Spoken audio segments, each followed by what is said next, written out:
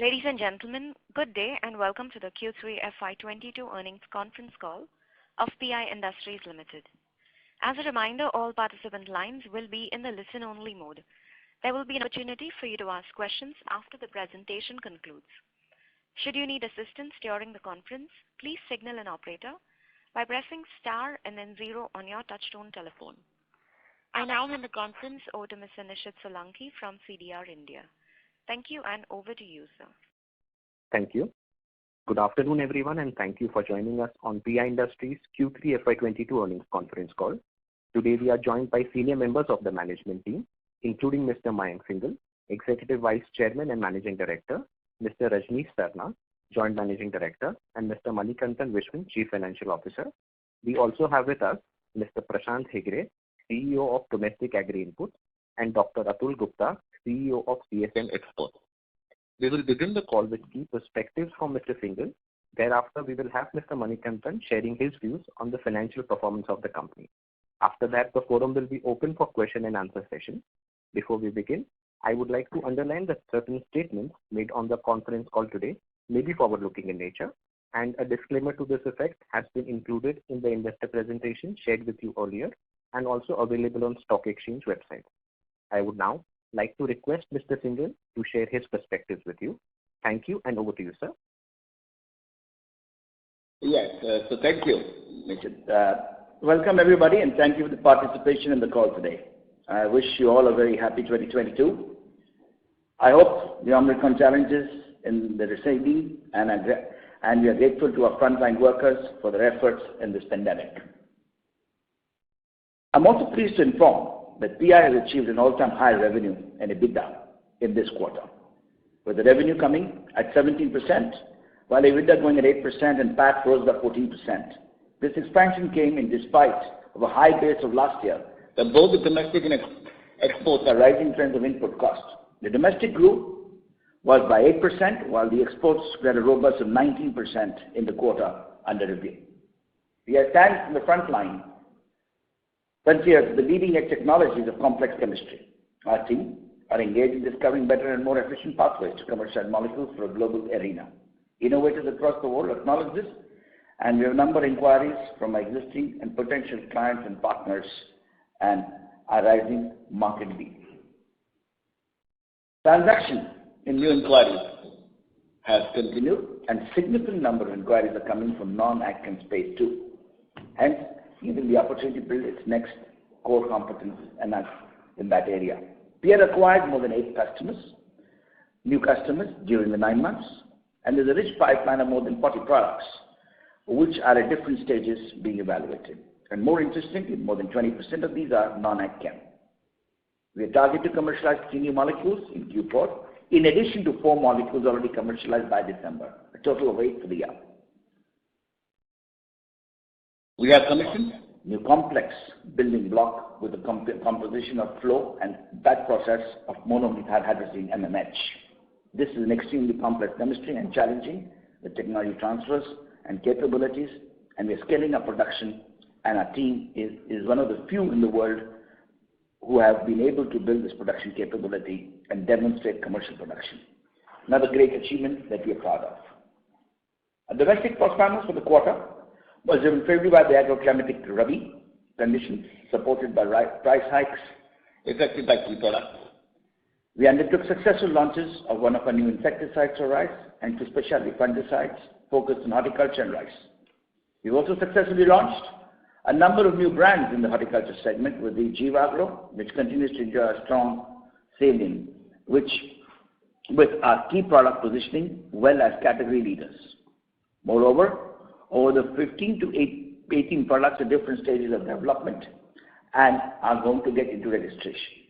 The idea is to further strengthen our market lines in the coming period, and some of our new novel introductions continue to perform ahead of our expectations.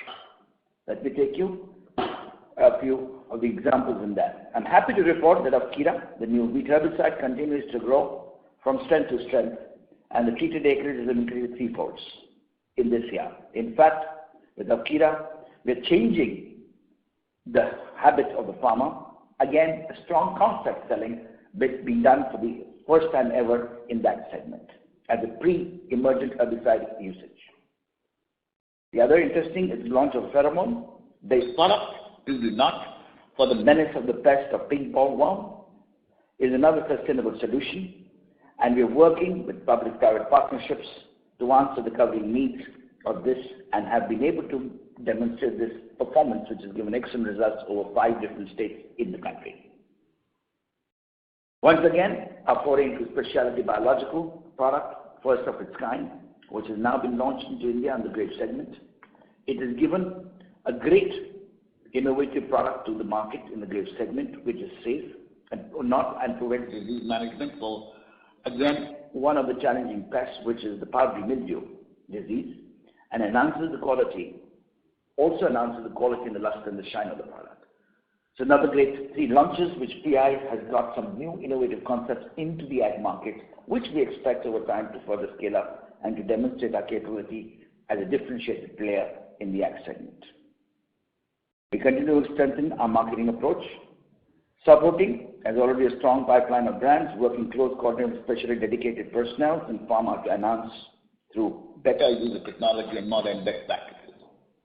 Our business outlook remains robust, and we are very confident of achieving the original growth guidance for the current financials. I would also highlight that we have refreshed the PI compass. We set ourselves a clear direction and a mission to further our growth. We set the purpose of reimagining a healthier planet, and our vision to lead with science and technology and human ingenuity to address the latent nutrition and health needs of the planet.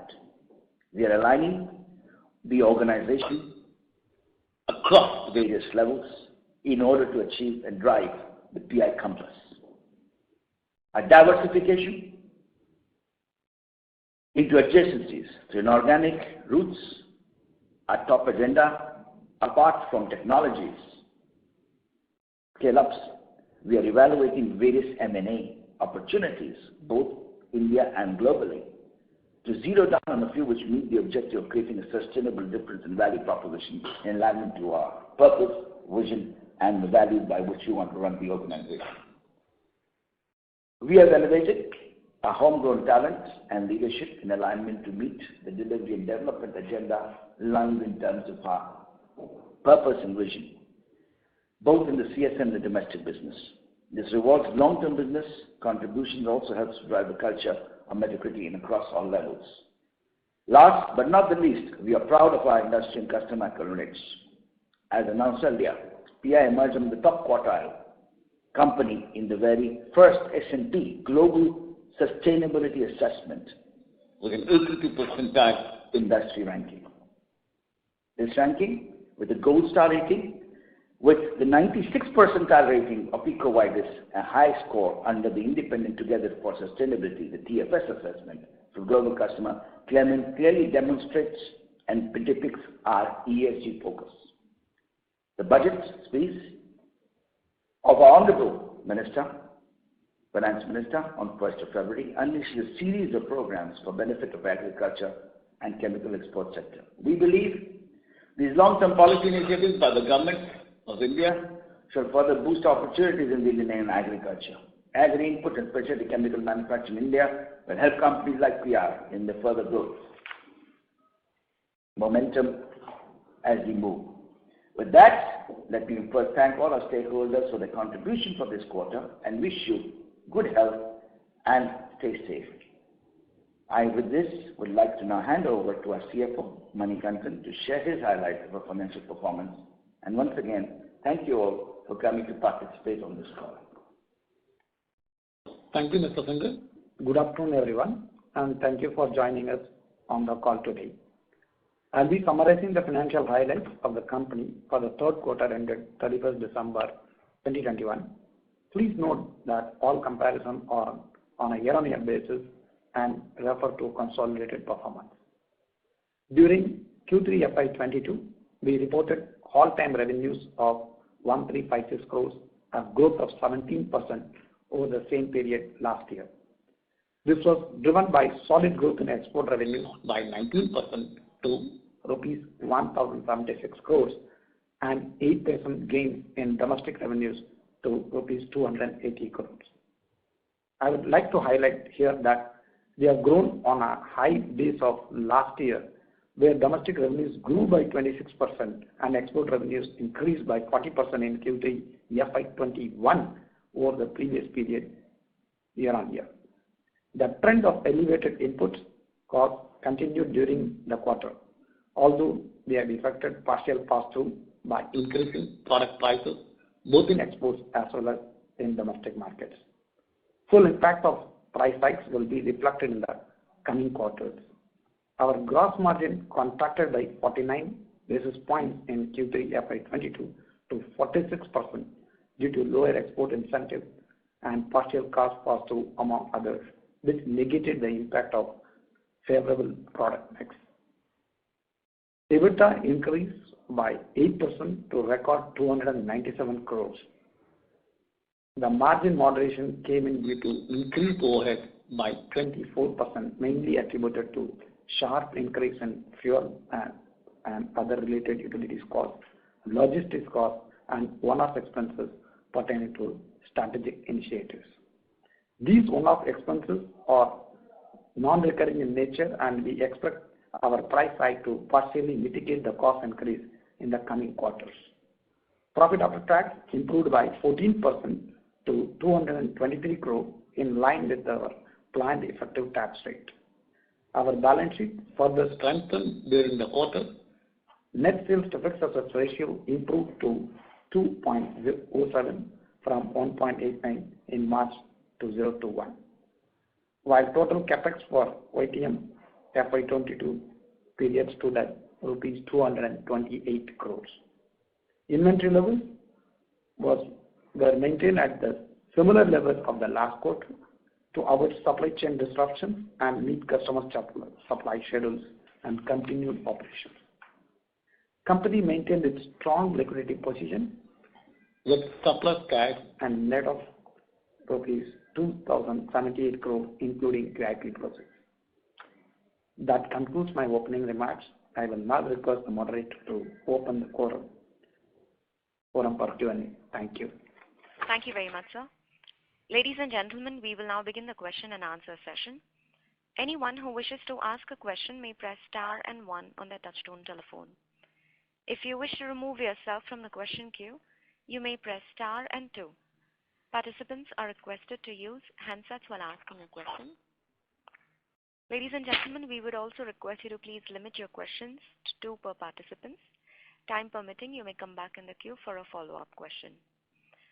Anyone who has a question may enter star and 1. We'll take our first question from the line of Ankur Periwal from Axis Capital. Please go ahead. Yeah, hi sir. Thanks for the opportunity. First question on the CSM side, decent growth given the high base as well on a year-on-year basis. But please correct me if I'm wrong. Probably this will be the highest, new product launch for us in this financial year. Considering the new client ads which you highlighted as well, your thoughts on the incremental growth, maybe from a medium-term perspective, how should we look at that number? Yeah, so thanks. I think when we start looking at the business, since we're already at a high base, and looking at the growth, what is the good part is we're seeing a lot of positivity coming in terms of the demand cycle in this area. And as you can see, we've grown this. In the coming year, very clearly, we will be further looking to enhance our capacities in terms of both bringing about by adding capacity in the existing facilities and also going ahead to probably start building the base for another MPP. We see a positive trajectory in terms of demand, both in terms of the existing business, in terms of new businesses which are coming. So PI's approach of always investing ahead of time is something that is probably going to drive our investments going to the next year, which should give a good trajectory going into the future. As you would appreciate that PI is always focusing on new generation products, and we are seeing some of the new AIs getting concluded in the demand cycle in our commercialization initial phase, which obviously will ramp over time to come. Sure. And just to follow up there, these new product launches, both for, let's say, YTD FY22 as well as what we saw in FY21, what should be the ideal time frame for us to see a scale up there? As in, these will be contributing significantly to FY23 revenues or 24? Well, as you know, the new products would take usually 3 to 5 years before they touch maturity. And some of them are interestingly also in the area of the electronic chemicals as we diversify our activities into different fine chemical areas. So the maturity of these would be probably longer than 5 years, but yes, we would see a good substantial volume in 3 to 5 years. Yeah. Sure. And sir, and a second question on the working capital side. I take your point in terms of, higher working capital because of the inventory side. But even the receivables saw, slight uptick there. Should we read too much into it, or, because the receivables days have been steady at around 70 odd days since last couple of quarters. Right. So what could be a new, a number there to watch out for? I think that's a pretty steady number to watch, but if I was to look at the area, it's an improvement over last year, as you would see. But obviously inventory cycles are high, and that also goes to say, which creates our objective is to meet customer satisfaction. We have been able to deliver more than 98% of our demands to our customers on time, even with the challenges of COVID of the last 2 years and with supply chain disruptions. So the inventory management optimization is done in a way to make sure that we can continue to smoothly supply product to our customer while augmenting our capacities. Yeah. And looking at this challenge, could last another year. This could be a challenging play, but internally the company is also looking to say this is going to be a new normal, so how do we optimize here further? That's the approach the organization is taking. Sure. My question was more specifically on the receivable side. We were at around 80-85 days earlier, and we have seen that number coming down to around 60 to 70. But in the 9 months, we are going back to that, 70 plus days on the receivable side. So is that the new normal that we should consider? Yeah, I just wanted to clarify. Last year, DSO was around 16 and odd days and 31st of December 20. Right now, we are in 71 days. This is where we are currently, as explained. And going forward, obviously, these things slightly fluctuate, but it will be in the same level of 69 to 70 days it will be. Okay, fair enough. Thank you and all the best. Thanks. The other factor there, if you are seeing this unfold on a blended basis, is some change in the business composition. So, because the blended revenue is export and domestic, and as you know that the receivable cycle in export is shorter than the domestic.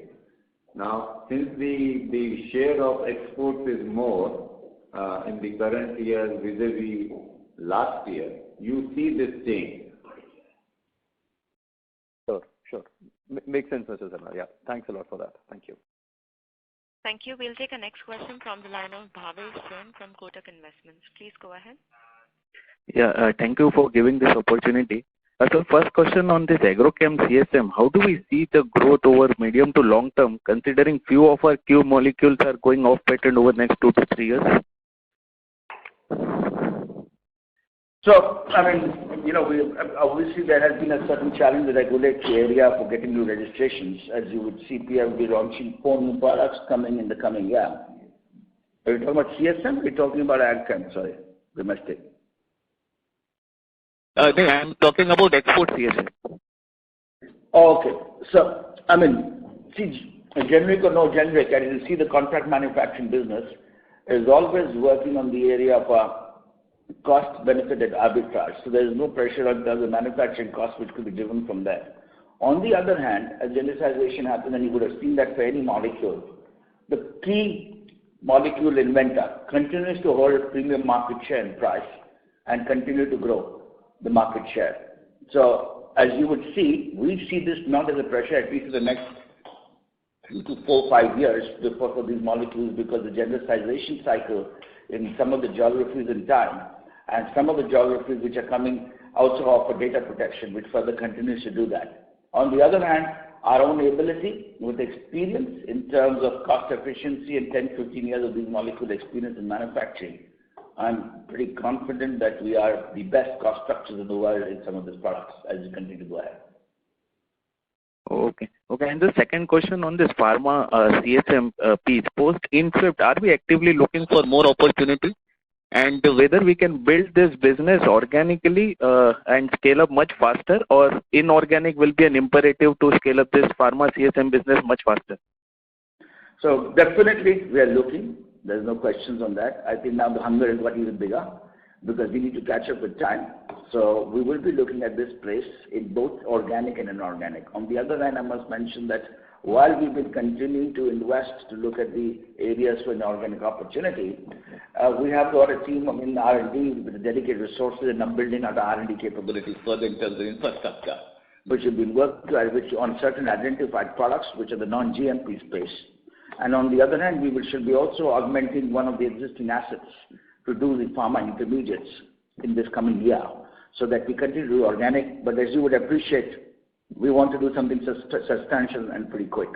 Organic, the pace is the way it is, which is continuing, but the inorganic action is what we want to accelerate the process, and more so get closer to the opportunity that we're trying to achieve, what we were trying to do earlier, but in a faster pace without losing the time dimension, which is we lost that.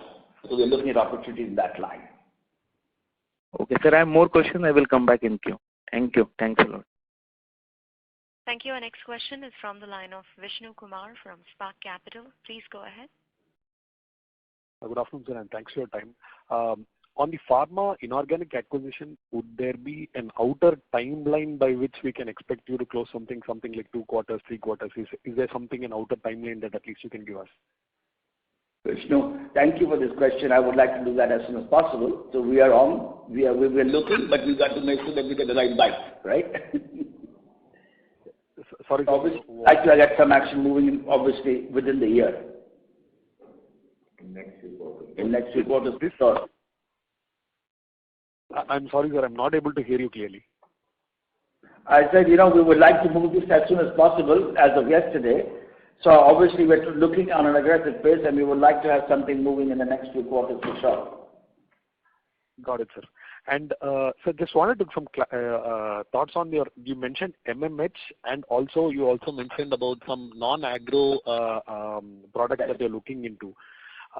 Firstly, on the MMH, wanted to understand what is the opportunity, what is the growth potential, if you could give us some insights on it. And secondly, on the non-agro products, when we are scaling up, would it require additional capex, or how should we look at the capex and growth trajectory on this side?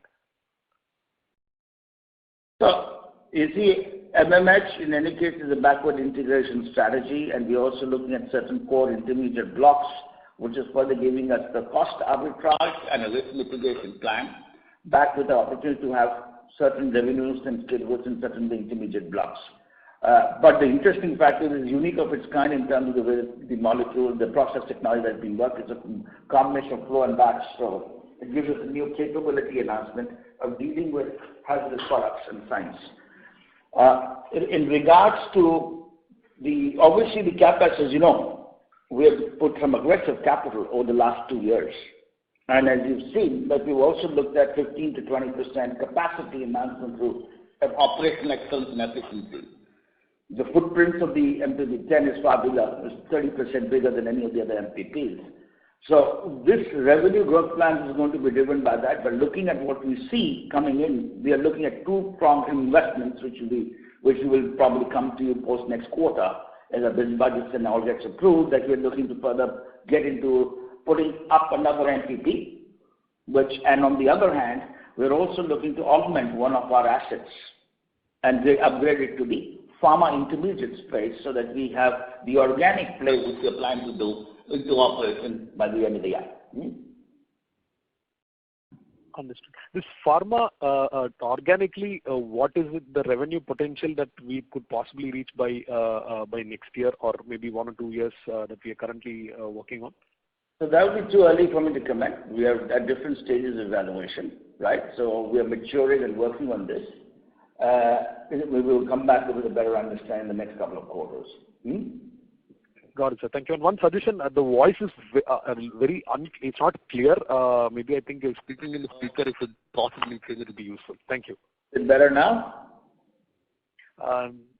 Somewhat, but better, but it could be much better.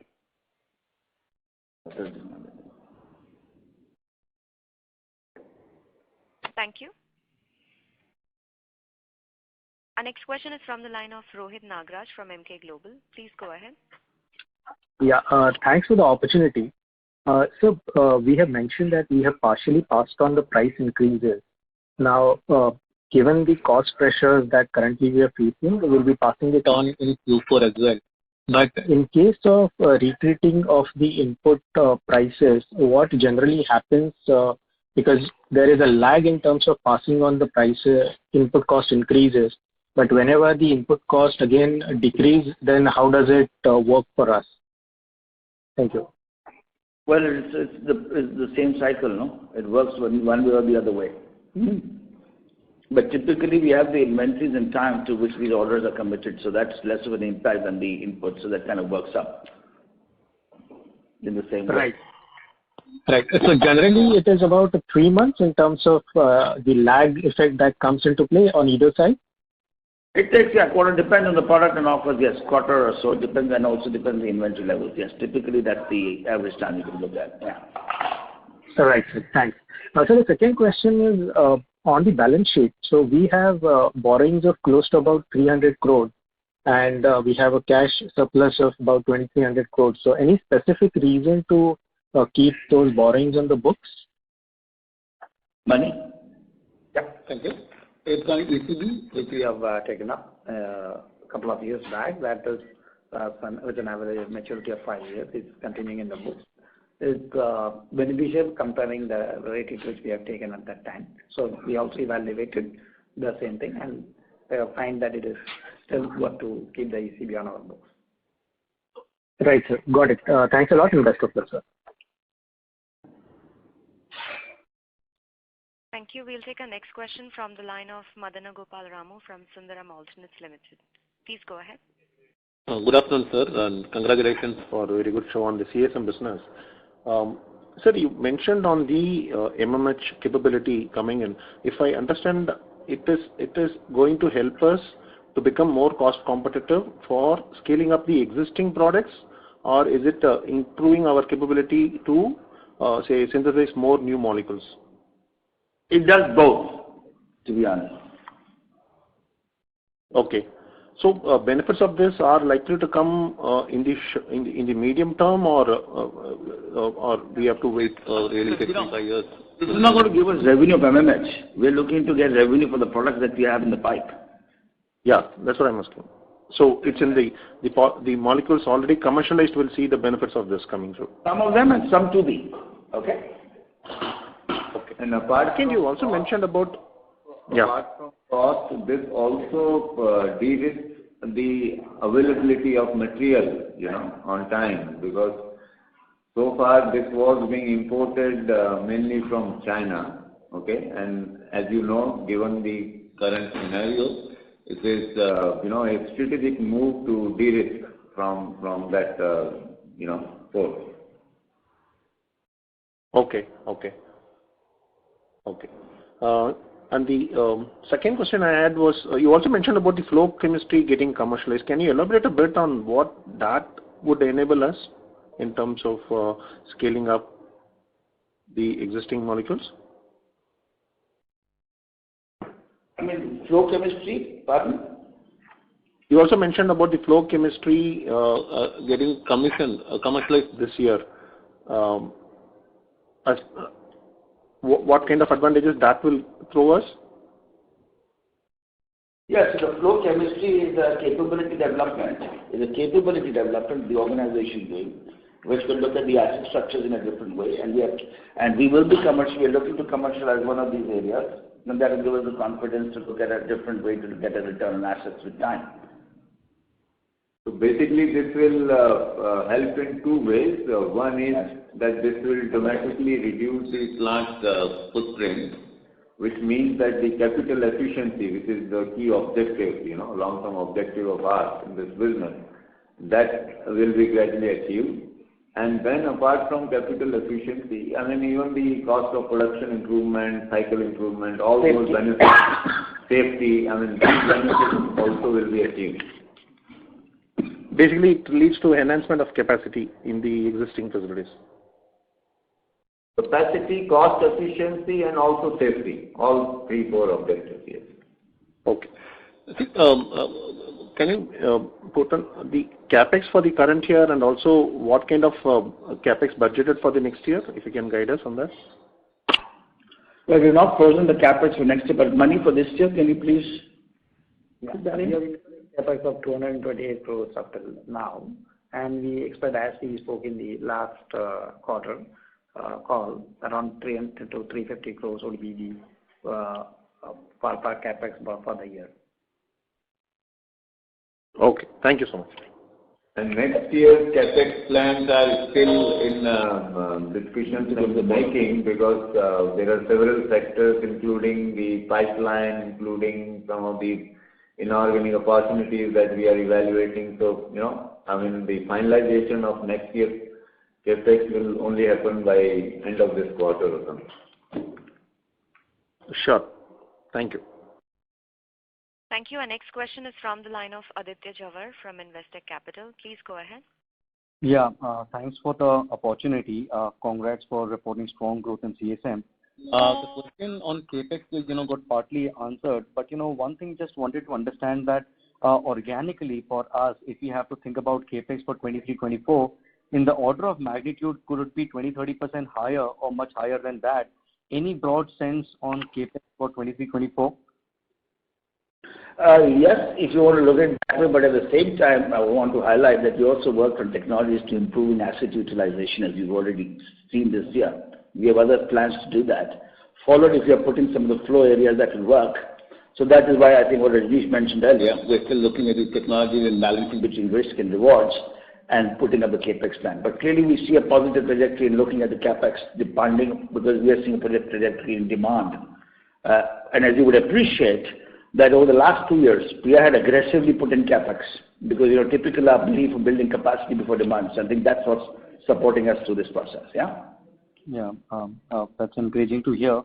So, broadly, if you can get a sense that what is the line of sight of improvement in asset turns that we can expect in the next, 2 years by the, so many projects that we are doing, how much upside we can see from the asset turns from current in the next 2 years? This is again a chicken and egg story, to be very honest right now, because one side, if we are getting inquiries for something, as you know, in this business, you can't build an asset just for the revenue. We'll have to build a capacity based for a 3 to 4 year visibility, right? Yeah. So the investments sometimes go up front and you get those peaks and troughs, but obviously the objective is to improve this efficiency. But in the next 2 years, looking at what we see in terms of surge in demand, in terms of capacities we may build, I would see marginal improvement here, not something substantial to be really taking down, yeah? Yeah. We have seen some improvement in this year, in this quarter also, as you have seen. And we are confident that while yet on both sides, on one side, commercialization of new projects happening, building of new capacity will also happen, and on the other side, we are also kind of implementing some of these technologies to improve the efficiency, plant efficiency, throughput. So combined impact will come. Difficult to quantify that as of now, but the direction is very clear that capital efficiency is gradually going to improve. Yeah. Okay. The final question. If we have to break the current capex, that is about for FY22, that is about 300-350 crore, into the maintenance capex, the capex for backward integration and growth capex. Roughly, what could be the breakup? Money, you would have that. I have it readily, and I have to come back. Normally, we don't give such breakup on the capex front. Fair enough. Just one part that just if you can give what could be the capex for the backward integration, that would be sufficient. Yeah, that is not significant because some part has already come earlier, some part has come within this quarter. So I think not more than 60-70 crore or something. 70 crores for FY22. Yeah. Okay, perfect. Thanks a lot, sir. All the best. Thank you. Before we take our next question, we would like to request participants to please limit their questions to 2 per party. Our next question is from the line of Abhijit Akella from IIFL Securities. Please go ahead. Yeah, good afternoon. Thank you so much for taking my questions. Just a couple of clarifications. One is, if it's possible to share the Isagro export revenues for this quarter and for the 9 months. That would be helpful. Thanks. Yeah. Money, you would have that, or you will share what separately? Isagro. Some export revenues we'll share separately, please. Sure, I'll revert.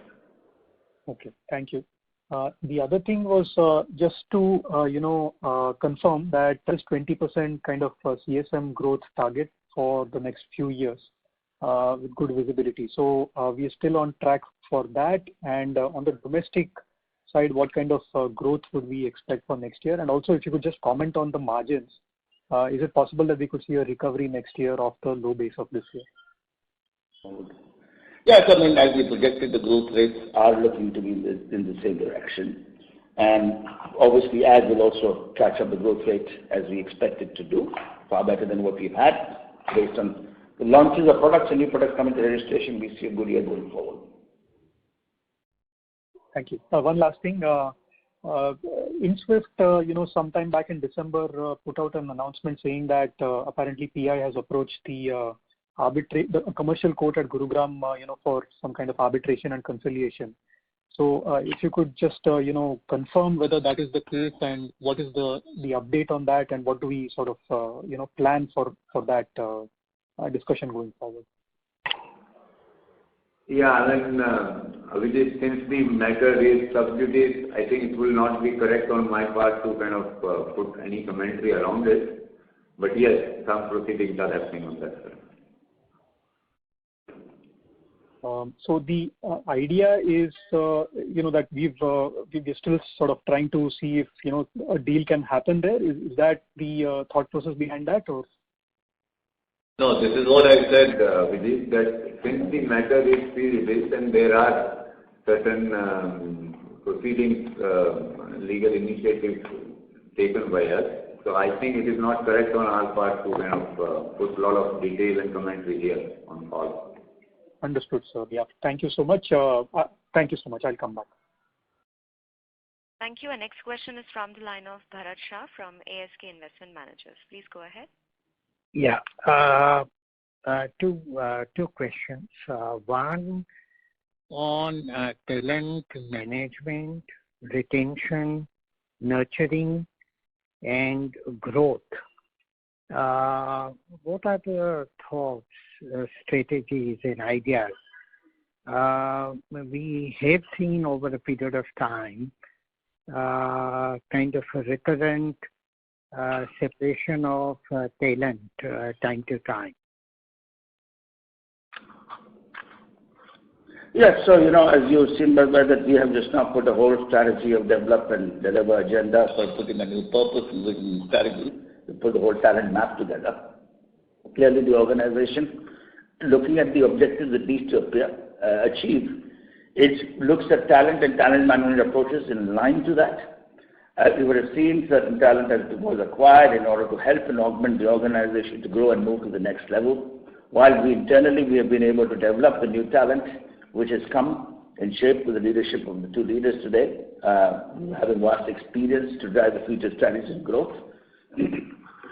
And as a constant drive, we have taken many initiatives in this area, and we are continuing to grow in-house talent in line to the competence and capabilities required for the future growth, which has been defined and described by our new operating business model.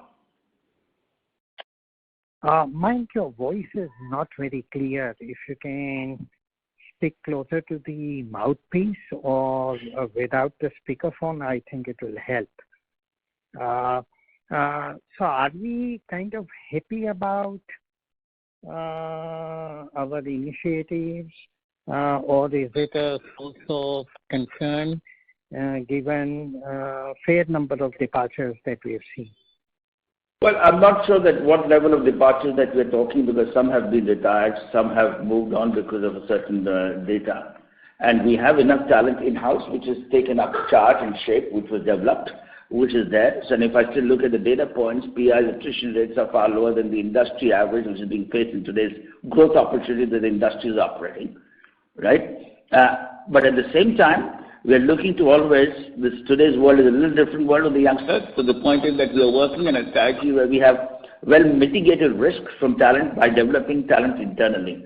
And most of these positions and growth rates have been taken internally, and we continue to invest in building talent and acquiring certain talent back in alignment to the strategies of business areas that you want to focus for our growth. Yeah? Okay. My second question is going back into the past and projection for the future. So 4 years back, when we were discussing, we were saying that in 5 years' time, we should be $1 billion business and capital efficiency to be in the 30s is return on capital employed. $1 billion 4 years back meant about 6,800 crore or thereabout.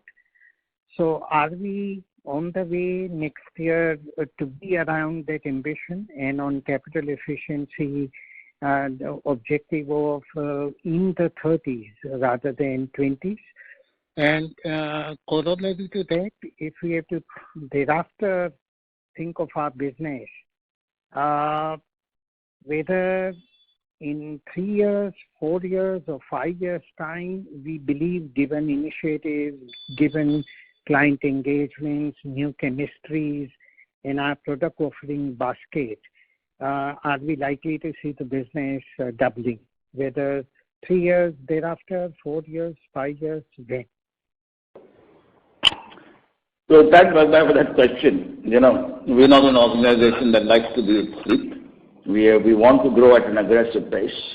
And clearly, yes, we want to deliver that. I'm pretty confident that given the energy, the drive of the team internally, and a passion to grow in the areas of our competencies, the areas of technology, more importantly, anchored with the ESG framework and sustainability. We don't see these kind of challenges, obviously, but both organic and inorganic, to achieve the objective that we have set out for ourselves, and we will continue to do that. Obviously, if we look at what you did question us today, if we didn't have one of the M&A opportunities, we would be well there in that number. But, well, we're looking for other opportunities. So what stops us from not getting to that number, which we set ourselves out to achieve, and what we are looking to do in the next 4 to 5 years, we would like to be more aggressive in order to get to the space faster. And that's what we're building the organization resources. So we've already deployed a large number of resources in the areas for growth opportunity identification. The reason why I'm asking that question is opportunity probably has never been better for India in general, and more specifically for PI, given the kind of favorable position PI has put itself into with research-driven chemistry and foraying into allied branches, client relationships, and global affinity for India-based quality specialist players like PI compared to the other competition in other parts of the world. Therefore, I mean, time to get more ambitious probably has never been tomorrow. Probably it is yesterday, I would have thought. Yes. Ambitions are never going to die, number one. Number two, as you rightly said, technology and ABC. So technology is not purely sometimes chasing the long tail with steps of differentiator. And when you get to that tail, it just gives you a spike. So as you see, PI is working in the discovery area, and this is a long tail. And so therefore, we're not giving up that, and nothing like the opportunity that India today has to offer. We're looking at technology capability which is going to be more globalized rather than localized and opportunistic in nature. So we've not left our path, as you know, we've set our path, and we're moving up the value curve. And as we mentioned, we're focused on the discovery area, and we're talking to global partners on the development front, which puts PI into completely a different technical competence capability compared to any of its competitors in that scene. On the other hand, our chemistry capabilities, which are being leveraged across the other application areas, would also augment our strength and also widen our offerings to a different basket of customers, and yet create a larger differentiator anchored with some of these areas. So we are pretty clear and confident that this would give us the next kick up of growth It takes the base foundation to become strong, and when you're developing technologies, but the kickoffs happen pretty well. And we're pretty confident that we're well on the way to do that. Sure. The Make in India initiative is, while positive, but our idea is to make in India for the world with a differentiator to say that there is the best of technology, the best of cost. So we're focusing on both the angles. Not just the limit of cost today or the opportunity of the landscape being offered now. Sure. Thank you. I continue to be admirer and well-wisher of PI's journey so far. I hope that is the way it stays. Thank you. Thank you for your wishes. Thank you. We'd like to request participants to please limit your questions to 2 per participant. Time permitting, you may come back in the queue for follow-up questions. Our next question is from the line of Tejas Sheth from Nippon India. Please go ahead. Yeah, hi, good afternoon.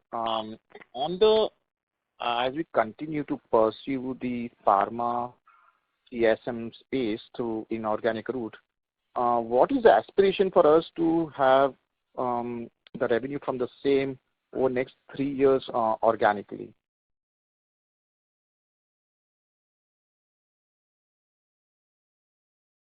Hello? Mr. Mayank. Hello.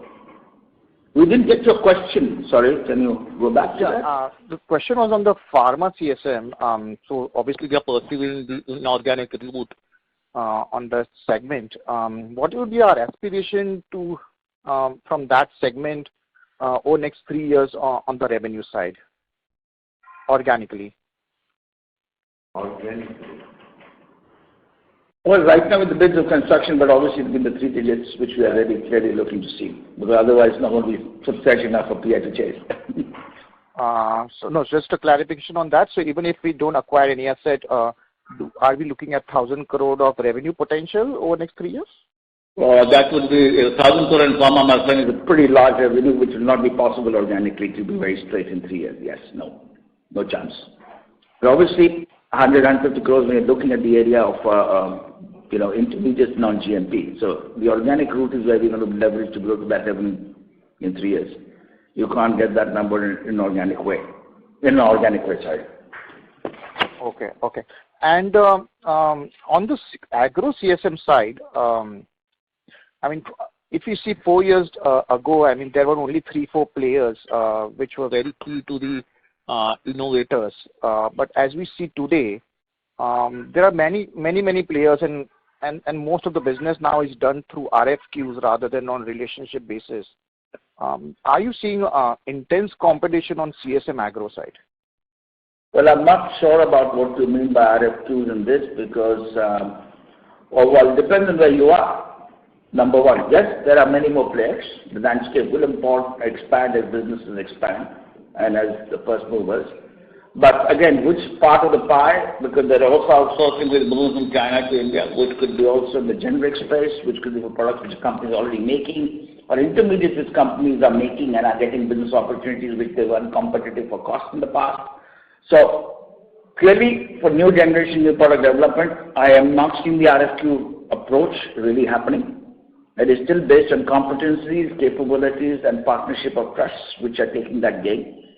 And they definitely have a role to play, and specifically where they see that they're looking for continuous improvement to deliver efficiency and cost. So obviously, competition is going to come and will come, but the point is, what are we doing and what we continue to do to create, be ahead of the competition. And that's where we have our capabilities in the area of technological build-ups for what we see in the new generation products to value offer to our customer. So that's where it is right now. Yeah. Got it. Yeah. Thank you very much for answering. Thank you. We take our next question from the line of Khushi Doshi from Axanoun Investment Management. Please go ahead. Thank you for the opportunity. So FY21 annual report mentioned that 46 new molecules were synthesized during the year, out of which 20 were scaled up and 6 were transferred successfully to the next stage. And 5 molecules were commercialized during the year. So my question here is, what is the percent of molecules that are commercialized for the company from the total molecules synthesized? It would be better if you could provide last year's as well as 5 years average numbers. Thank you. Well, to be honest, we don't have them with us right now. but typically it's a funnel. So the funnel of commercialization, because some have 3-year gestation, 2-year gestation, 5-year gestation periods, or some even have shorter gestation periods. But nothing gets commercialized from an inquiry to commercialization less than 2 years. That's a typical time frame for producing samples, approvals, pilotization, further approvals, regulatory work if that is applicable, and then putting up facilities or optimizing facilities for production.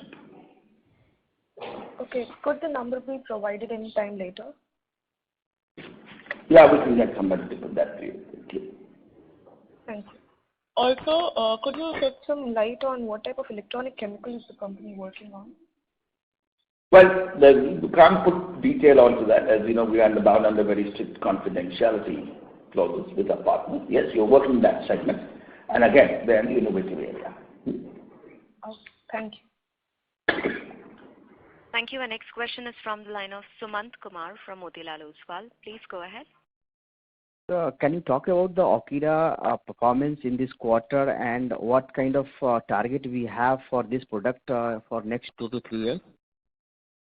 Well, the performance, I would say, as we've highlighted, the performance of the product has been very highly satisfactory. Actually, we're very well overwhelmed with the kind of performance. More importantly, this has been done because of the excellent execution and hard work of our team to have done a phenomenal fieldwork activity for concept selling, which has shown us a 3x jump over last year.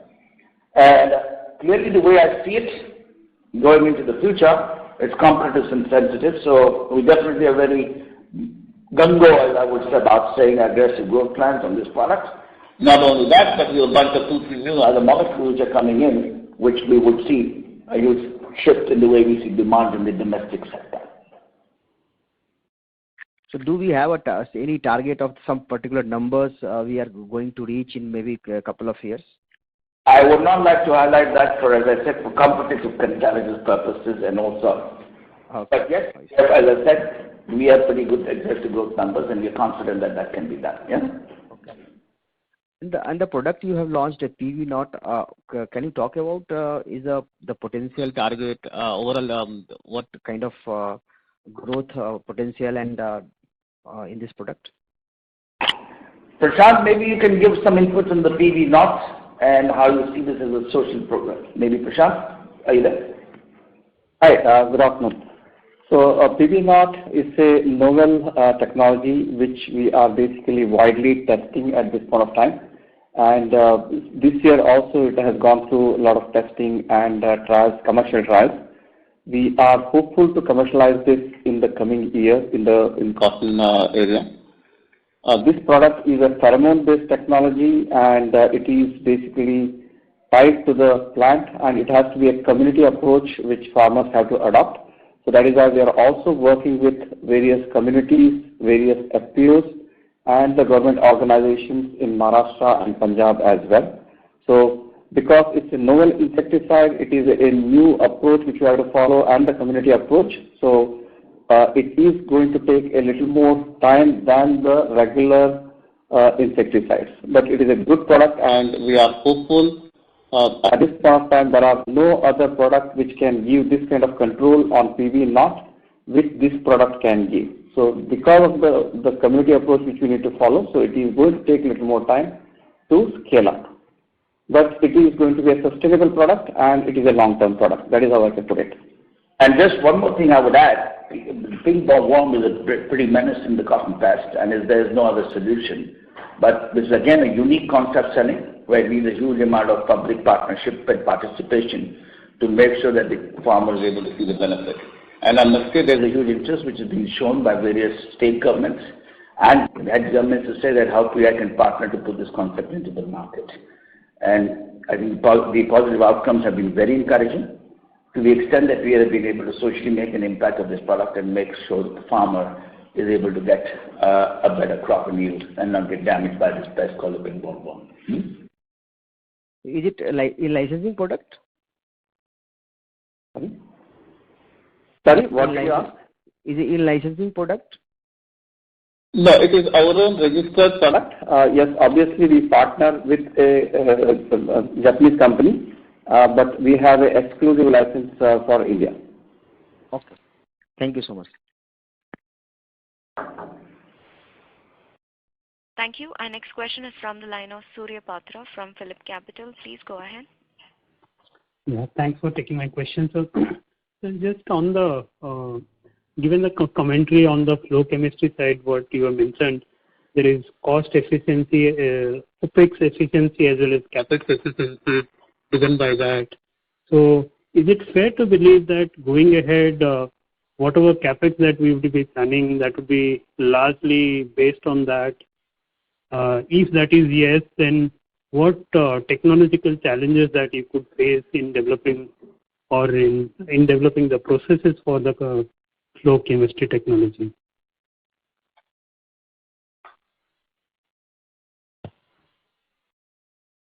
Ladies and gentlemen, we request you to please remain connected. It looks like Mr. Singh's line is dropped out. We'll just reconnect him back. Please hold the line. The call will start shortly.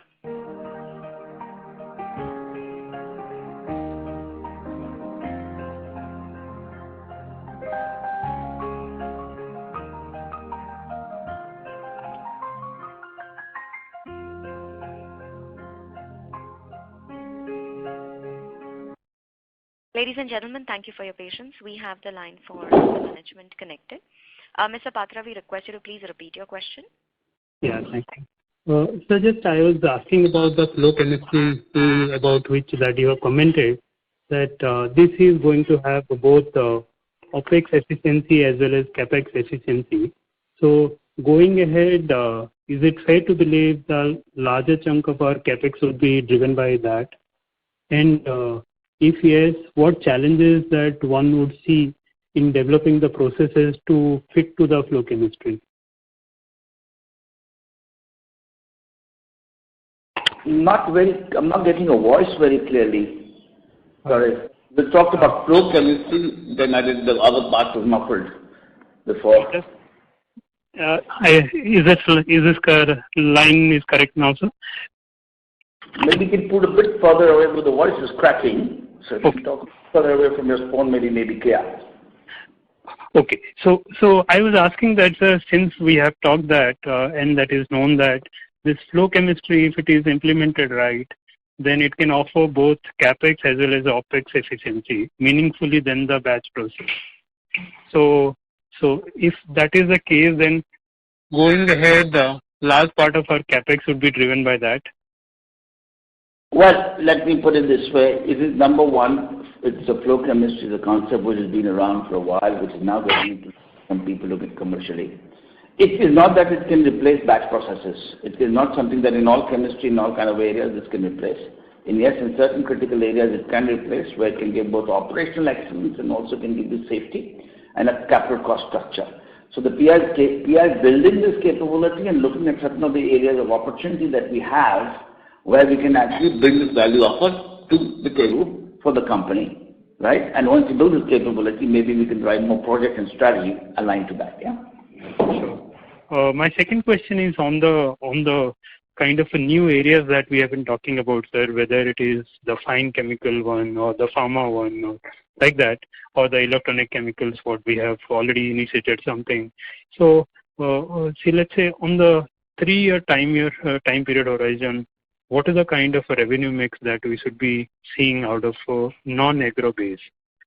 And also, if you can add to that, in terms of customer composition in the CSM side for the non-agro base, what is the composition it would look like 3 years down the line? In the organic way, for 3 to 5 years, you could see about 15-20% of this. Because we're looking to continue to grow on that big base there and also at the same time, it's base to cash, yeah? Okay. Same is the case even the customer composition? Yes. Okay. So just if I can just add in here, like what is the current base of our agro CSM customer base, and what is the potential target customer base? Means whether we have enough scope to add more customers to our customer base, or something on that front also if you can add. Well, there's always a scope, but I think we're covering most of the customer bases in that, where we are focusing on the products. in the custom manufacturing point and looking at the pipeline, working along with them. Yeah. Sure. Thank you, sir. Thank you. Before we take our next question, we request participants to please limit your questions to one per party. Our next question is from the line of Rohan Gupta from Edelweiss. Please go ahead. Yeah, hi sir. Good afternoon. Sir, slightly in line with the previous question only. Sir, we have been leading player in agrochemical CSM and among the probably first player to enter into that business and have done extremely well. But somehow, sir, probably we have not been able to scale up our capabilities in other segment in non-agro, whether it's a pharma or probably in newer segment. Sir, do you think that there are limitations that from agrochemical players it's challenging to get into other businesses while other chemical players probably who are non-agrochemical focus are probably able to scale up their capabilities in other segments? Is it a limiting factor, sir? Well, I don't think so that at all. I think we've focused on something and achieved height, and that very clearly, as we're saying, we're now focusing on the other segments and going at it. And pharma is very clearly defined strategy. Okay, in the short term, we've had this challenge of this M&A opportunity, but I don't see that as a challenge. It is more about getting it done, and that's where we are, and we see the opportunity in the other areas, which is already entered. Obviously, we would have seen that the CSM business that PI has achieved has not happened over now. It's taken 20 to 25 years to get to where we are today, right? So it takes time, and if you want to focus strategically in the right space, and some of these we've initiated long ago. I mean, if you today talk the non-electronic chemicals, we're talking about for now 3 to 5 years. In the last 3 years, we've been working on it. Eventually, now we've got commercialization, and we see a good landscape coming up over the next 2 to 3 years. So this is what it takes in this business. So, sir, probably in a product like electronic chemicals and all, once we open the opportunity, can we expect there will be very fast run-up in terms of revenues and growing possibilities, and it can also add more customers? Will this product will be patented by or will be our proprietary product which can be offered to many other customers?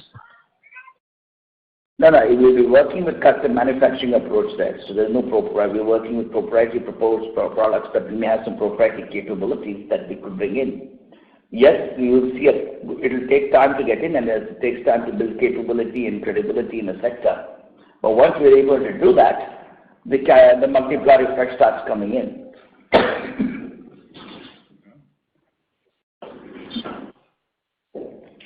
Thank you. We'll take a next question from the line of S. Ramesh from Nirmal Bang. Please go ahead. Yeah, thank you very much and good afternoon. Is it possible for you to tell us what is the kind of capacity ramp-up you expect in the 2 MPPs you have started in the first half of the year? Well, I'm not sure about the capacity ramp-up, but they're multi-product plants, so each product has a different capacity which it produces. And so right now they are in the process of their augmentation of the capacity, and they're ramping up. Obviously, it can take up to 3 years really when they get to the full capability, because one is getting the capacity as per the demand moving in for products that we put in. Second is also learning and improving the efficiency of the product that they're producing. So it takes 3 to 4 years before the whole plant starts giving full capacities from the multi-product approach. Yeah. And the second thought is in terms of your CSM business growth, is it possible to share with us any incremental inflows in your CSM order book? Because you have indicated a decline from $1.5 billion to $1.4 billion. So how do we read that? Is there a reduction in the annual order inflow? Are you getting the growth from the annual business that you do? Well, given the way challenges are today, we are not looking at order book as a key driver because, if we are regulatory, the registered product producer for these companies, it's taken multiple years to develop. Order book and risk of that is minimum for the whole business moving out. We are more focusing on the quality and the content of the business, followed with the volatility which continues in the market. Rather than getting to order books, we are more focusing on sticking escalation with the customer, and then get into quarterly or monthly or half yearly or yearly negotiation based on the movement of prices rather than building order books. Okay, sir. Thank you very much and wish you all the best. Thank you. Thank you. Our next question is from the line of Varshit Shah from V2 Capital. Please go ahead. Hi, sir. Thanks for the opportunity. Sir, my question is on the margin side. So you, Mr. Shah, sorry to interrupt. Is it better now? Yeah, now it's a little better. Please go ahead. Thanks for the opportunity. Sir, my question is on the EBITDA margin and higher SG&A expenses.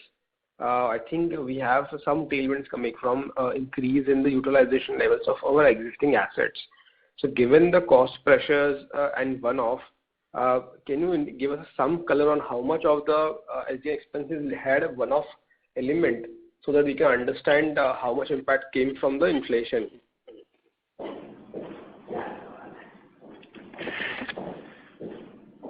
Yeah, coming to the, I mean, there are 2-3 parts to your questions. Coming to the one-offs in this period have been close to, 20 odd crores in this period of 9 months. The other reason for this increase that you are seeing is also the fact that, the fuel cost has gone up quite substantially during this period. So that is another factor which is reflecting in these percentages. Another factor is that because the last year was,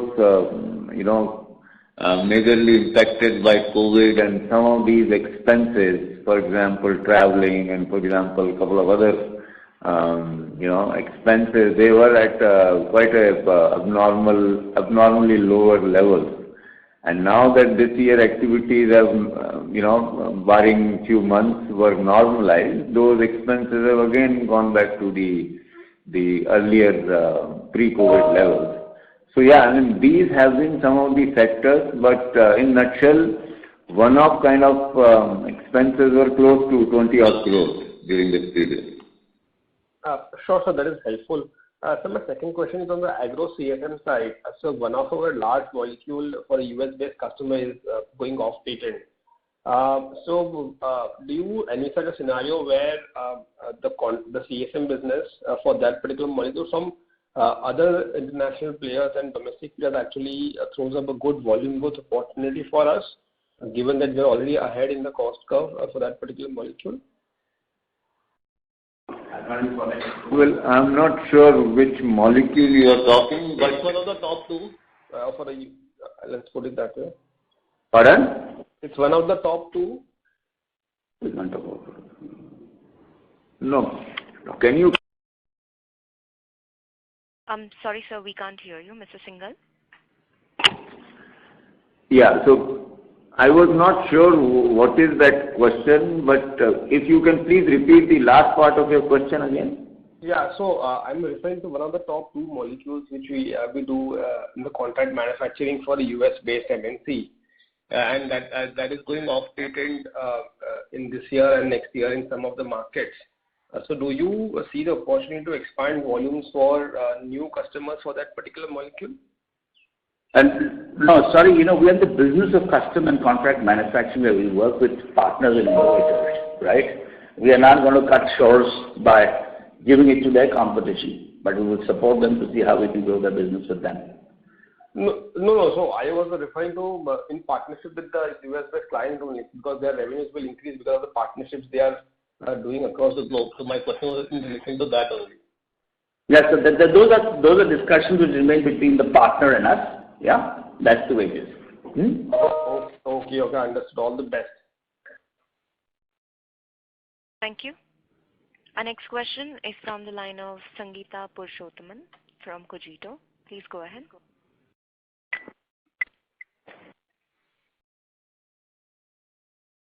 Ms. Sangeeta Purushothaman, please go ahead with your question.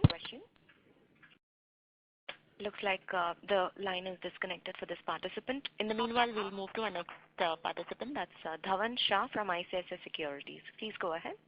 Yeah, thanks for the opportunity, sir. So most of my questions have been answered. So just one question. I mean, you have passed on the input price inflation this quarter. So would it be possible to break it up between the volume realization growth between these two segments, CSM and the domestic one?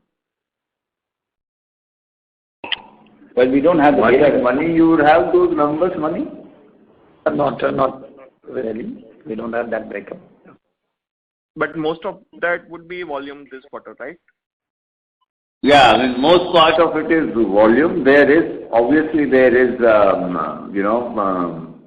some price hike which we have taken both in domestic as well as in exports. But right now, I mean, that number is not there. But yes, money can certainly provide you on the sideline.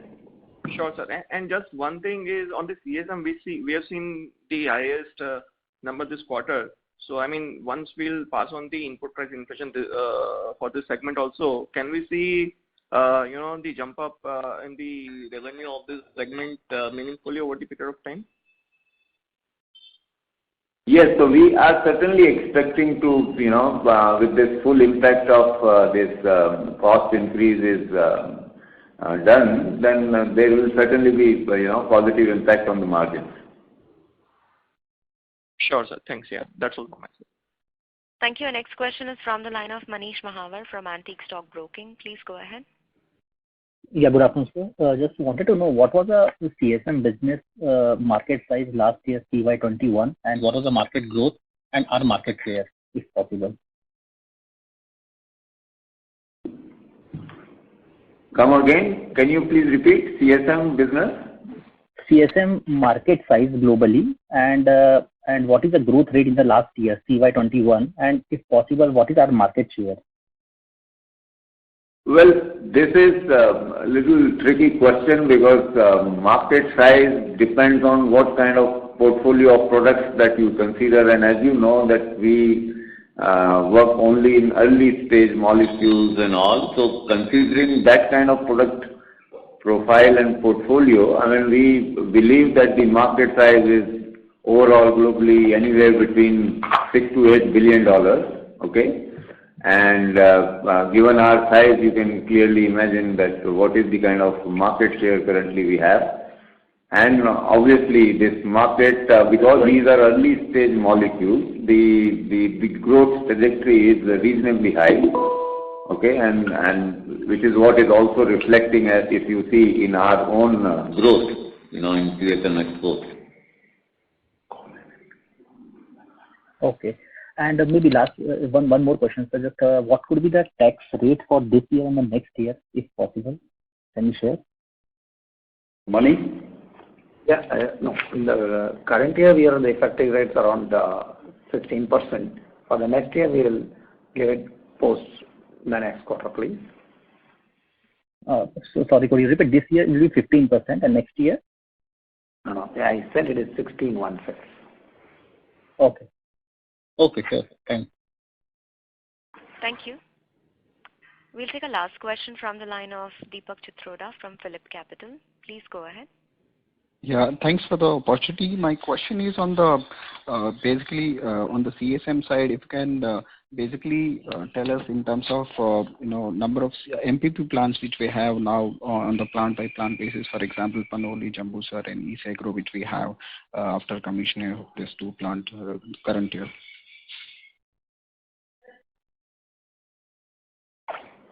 So I didn't get your question of number of MPPs.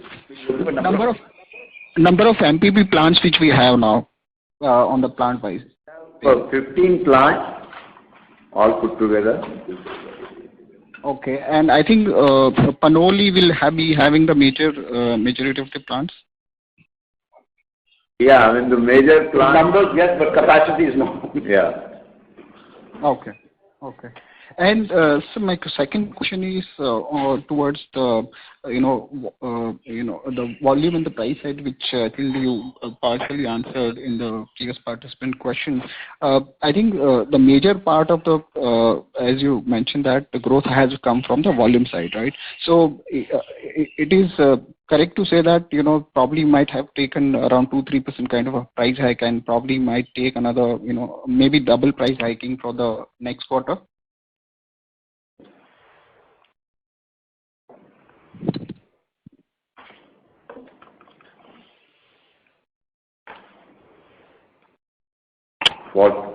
As we have explained in our release, that the partial impact of this price hike is already reflecting in our quarter 3 numbers, And some impact, balance impact will also surely reflect in Q4 because the cost trend is still continuing. And there is always a lead and lag whenever you have this pass-through. Yeah, sure. So basically, I was just trying to understand that price increase we will be taking probably for the next quarter will be slightly higher compared to what we did in Q3. Well, this all depends on what product, what price is getting impacted, So, yeah. So for some products, it has already been done in this quarter, and for remaining product, it will come in the next quarter. Okay. Thanks. Thank you. Ladies and gentlemen, that was the last question. I now hand the floor back to the management team for closing comments. Over to you, sir.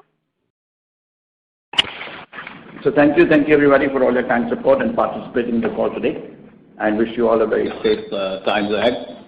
And I'm sure that with coming times, this Omicron should be over. And life should be back to normal for you and all your families. Thank you. Thank you, members of the management. Ladies and gentlemen, on behalf of PI Industries Limited, that concludes this conference. Thank you for joining us, and you may now disconnect your lines.